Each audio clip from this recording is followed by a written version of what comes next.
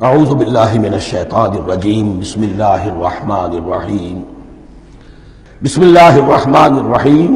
شروع کرتا ہوں میں اللہ کے نام سے جو رحمان اور رحیم ہے۔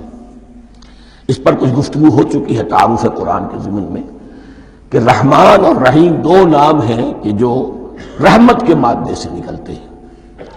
رحمان میں اللہ تعالیٰ کی رحمت کا جوش، ہیجانی کیفیت، طوفانی کیفیت، اور رحیم میں اللہ تعالیٰ کی رحمت کا دوام اور تسلسل۔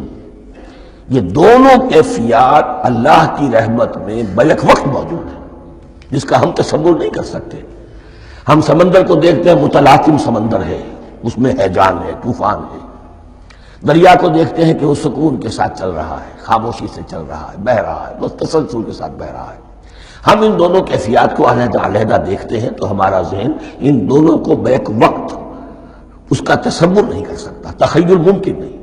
لیکن اللہ کی رحمت کی یہ دونوں شانیں مستقلاً ہر وقت موجود ہیں بیک وقت، اسی لیے ان دونوں کے درمیان کہیں حرف عطف نہیں آئے گا۔ بسم اللہ الرحمن الرحیم، الحمد للہ رب العالمین۔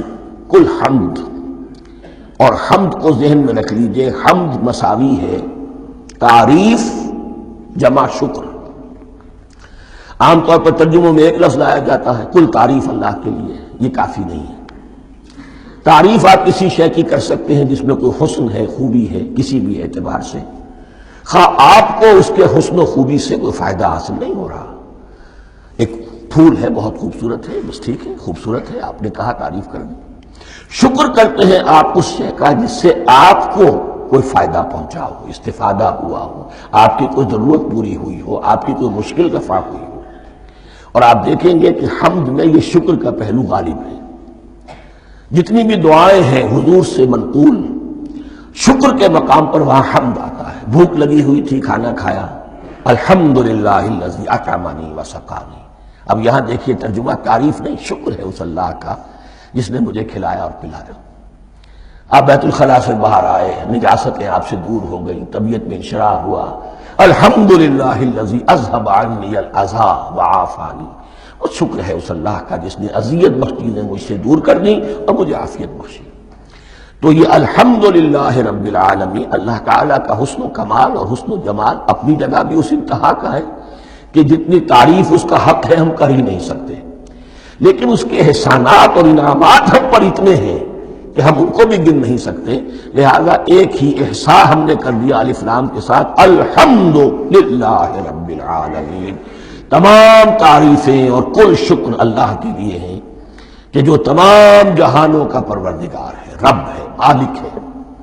رب میں ایک مفہوم ہوتا ہے ربوبیت کا، اور اس میں مفہوم شامل ہوتا ہے تربیت کا، ربیانی صغیرا۔ تو مالک ہونا اور تربیت دینا، آپ جس شے کے مالک ہوں گے آپ چاہیں گے اس میں بڑھوتری ہو، اس میں اضافہ ہو، وہ نشو و نما پائے۔ تو یہ دونوں چیزیں آپس میں ایک دوسرے کا جڑی ہوئی ہیں، پروردگار بھی اور مالک بھی۔ عام طور پر عربی میں رب کا لفظ مالک کے لیے آتا ہے، رب البیت، رب الدار، رب المال۔ تو مالک وہاں پر ظاہر بات ہے کہ اس سے مراد کیا ہے، مال والا، گھر والا، گھر کا مالک۔ تو کل شکر اور کل تعریف اس اللہ کے لیے ہے جو تمام جہانوں کا مالک بھی ہے اور پروردگار بھی ہے۔ صدق اللہ العظیم۔